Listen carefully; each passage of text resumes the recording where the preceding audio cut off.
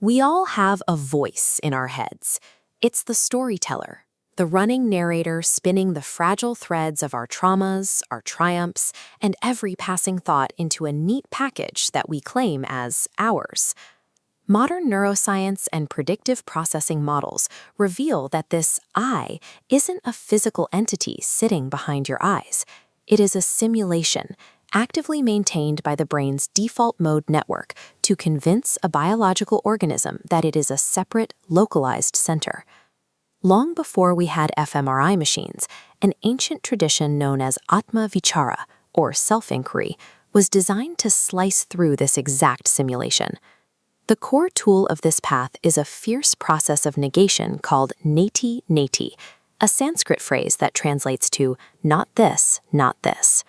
Discovering what we actually are requires using philosophy as a scalpel to dissect and discard every layer we falsely identify as ourselves.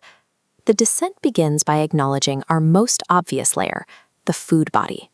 Feel the physical weight, the bones, the ancestral genetics, and release them. Not this. Moving deeper, we enter the breath body.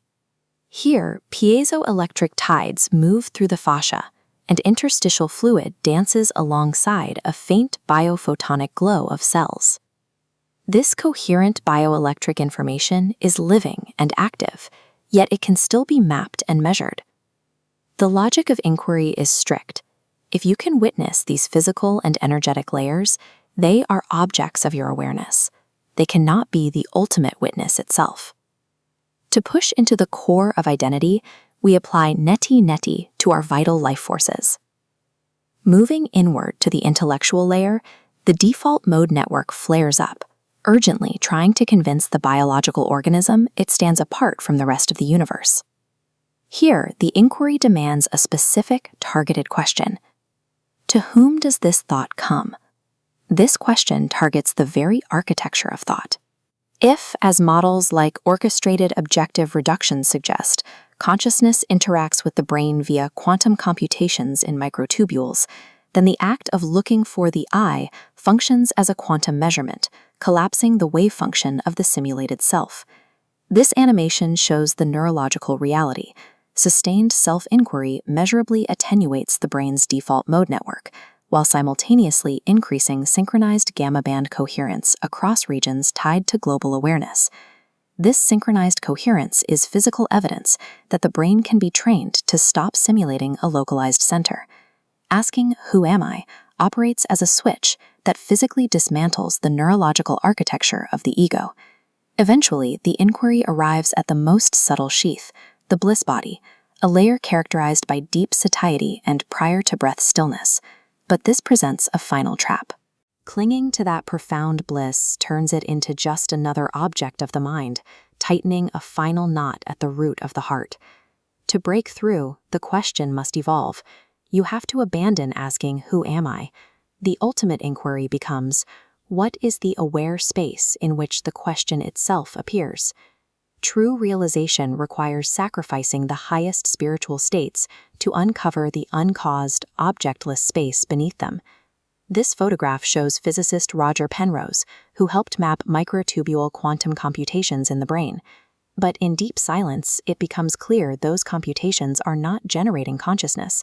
They are floating within an already existing field of it. The human biofield and the tensegrity of our fascia are the universe-wearing biological connective tissue. This map displays the cosmic microwave background radiation. In the state of deep inquiry, even the density of unresolved trauma is recognized as a pattern of energy, sharing the foundational qualities of the self-luminous emptiness that permeates the cosmos. The observer inside you is constructed from the foundational awareness that permeates the entire universe. As highlighted in this text, the ancient Upanishads state clearly that the true self is not known through study or intellect. It is never achieved. It simply stops pretending to be an individual person. The distinction between the viewer and the universe is optional cosplay, a temporary separation adopted purely for the joy of returning to unity. For a daily practice, sit with your bodily orchestra, the breath, the heartbeat, the sensations, and ask gently, to whom does this sensation come? Do not answer with words. Let the question burn away the false self and stay in the raw, felt sense of awareness itself. This is the universe waking up inside its own heartbeat. Recognizing that the face in the mirror